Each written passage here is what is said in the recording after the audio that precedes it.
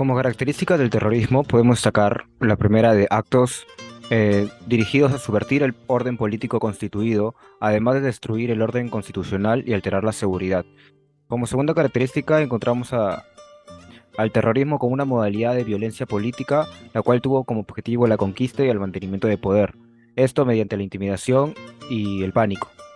Como tercera característica podemos encontrar que fue una guerra constante entre el campo y la ciudad, donde el campo viene a ser lo principal y la ciudad como el complemento, de acuerdo a la ideología que mantenía.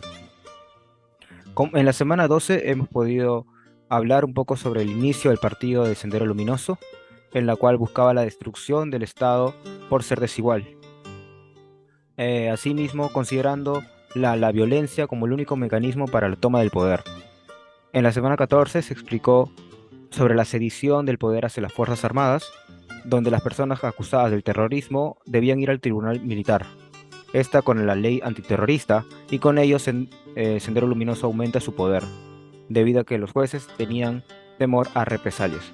La causa que hemos considerado y de la que nos vamos a estar refiriendo es que varios sectores del pueblo estaban a la expectativa de una reforma social. Las miradas estaban puestas sobre el APRA, sin embargo, cuando este decidió dar un giro a su partido en los años 50, volviéndose de derecha, generó una disconformidad entre los pobladores, logrando así que depositaron su fe en otro lado. En este caso serían las reformas del gobierno revolucionario de las Fuerzas Armadas. Sin embargo, el fracaso de estas reformas velasquistas y además también el cambio de giro de la segunda fase de la revolución que se dio entre 1975 y 1980 volvió a hacer que la esperanza del cambio se esfumase. Gracias a este fracaso es que se abrió pie a que grupos radicales como Sendero Luminoso tomaran las cartas en el asunto. Una de las consecuencias más importantes de esta reforma nacionalista y corporativa en el país habría sido el debilitamiento de las clases dominantes, los cuales habían dejado de invertir sospechando por el futuro del país con la pronta descomposición social y económica. Muchos empresarios habrían emigrado desde los años 70 y la otra parte se habría encontrado como escritores desorientados esperando por la devolución de sus haciendas expropiadas durante la reforma agraria. Incluso en la sierra, las sociedades rurales se habrían visto a sí mismas perjudicadas tras la salida de los señores de la tierra, puesto que estos los habían dejado sin una guía social y sin nadie que ocupe ese lugar y pueda reactivar la producción. Incluso se ha estimado que las cifras de pérdida habrían rozado los 100.000 millones de dólares, traducidos a cifras actuales, considerando la infraestructura destruida y la producción perdida. Buenas noches. Noches. Para empezar, ¿me podría decir su nombre, por favor? Sí, Aníbal Gabriel Paredes Vallejo. Señor Aníbal, ¿me podría contar cuál fue su experiencia? ¿Cómo el terrorismo afectó su vida? El terrorismo afectó mi vida en ese tiempo. Yo era joven, todavía muy joven, y afectó en el tema de los apagones. Es lo que más recuerdo, porque como joven iba a reuniones, no se podía. Todas las reuniones se postergaron, sí, para Año Nuevo iba a una reunión y no podía estar con familia por el apagón. Otro era el tema de la seguridad en las calles, ¿no? No se podía estar cerca de un policía o cerca de una comisaría, porque como atentaban contra la policía o todo efectivo uniformado, había temor en las calles, no acercarse a ellos, estar distante de ellos. Y siempre la inseguridad, el temor de que atenten contra una institución, uno esté cerca de ella y sufra las consecuencias, ¿no? Como pasó, que muchos han herido, predios destruidos, mucha gente quedó afectada por el tema, ¿no? No me causó trauma en el terrorismo, sí, pero sí mucho pesar por el tema ese de que no se podía, los policías tenían que haber, muchos policías andaban de civil, por el temor de que atenten contra ellos. Y otro tema, como digo, pero más lo que hemos marcado en todos nosotros, que en todo el que estamos de esa generación, el tema de los apagones. Algo que se hizo común, ¿no? Se hizo común, pero sí nos afectó, se hizo común. Y el tema de la seguridad que se vivía, ¿no? No como ahora que se ahora seguridad, por delincuencia, en el tiempo era atentados contra los policías, contra las Fuerzas Armadas, contra las torres de alta tensión, contra las comisarías, y el daño colateral era que la gente de los alrededores era la que sufría las consecuencias, ¿no? Sus casas destruidas, o gente herida, o gente fallecida. Ese es el tema en sí, ¿no? Ok, muchas gracias. ¿Me podría contar cuáles fueron los efectos del terrorismo en su vida? Bien, cuando uno empieza de repente a recordar ese momento, obviamente me pongo a recordar situaciones de mucha violencia, de muchos momentos de miedo. Yo cuando era todos los 80 y 90, que más o menos es el tiempo que se desarrolla todos estos aspectos de la violencia terrorista, vivía cerca al Ministerio de Trabajo. Entonces, de un momento a otro empezaron a sentirse la cercanía de estos movimientos porque colocaban bomba en el Ministerio de Trabajo. Y entonces, de un momento a otro empezamos a escuchar explosiones, luego se iba la luz y yo estaba en la universidad y tenía que aprender a realizar mis actividades sin el fluido eléctrico, ¿no?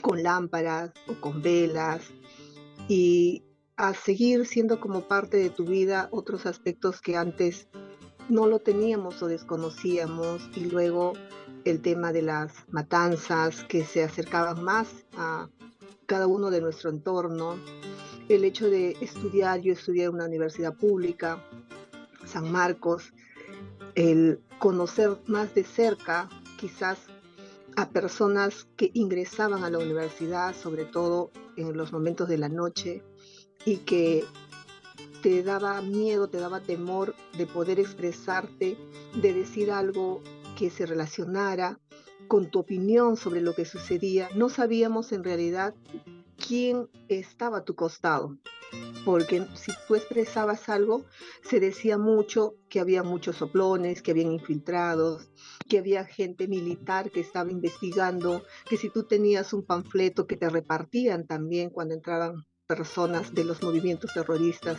como Sendero Luminoso o Tupac Amaru, ¿no? Hay veces ingresaban encapuchados o hay veces simplemente pasaban como una tropa y te daba miedo porque siempre nos decían, si te dan un material, no te puedes llevar ese material o salir de la universidad con ese material porque los militares te podían agarrar y te podían detener o te podían acusar de que tú eras parte de este movimiento. También era darse cuenta que muchas necesidades que de repente se planteaban de parte de los movimientos terroristas correspondían a situaciones que no habían sido tratadas por los gobiernos, cuando hubo una especie de resistencia al ingreso de los militares a la ciudad universitaria, ¿no?